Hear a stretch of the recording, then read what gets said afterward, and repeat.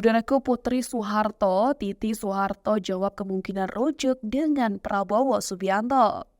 Jawab kemungkinan rujuk dengan Prabowo Subianto, Titi Soeharto bongkar fakta mengejutkan. Lantas, seperti apa jawaban Titi Soeharto saat diminta rujuk dengan Prabowo Subianto? Seperti diketahui, Titi Soeharto dan Prabowo memang pernah menikah.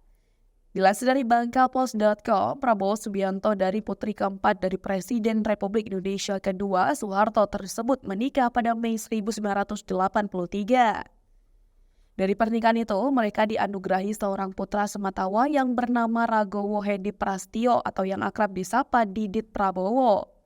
Namun sayang, pernikahan Prabowo dan Titi hanya bertahan 15 tahun.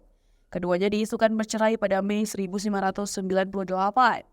Walau sudah lama bercerai, keduanya selalu kompak membesarkan buah hati. Keduanya juga sering tampil bersama di acara-acara penting. Bahkan Titik dan Prabowo juga saling mendukung karir masing-masing. Oleh karena itu, keduanya pun kerap diminta rujuk.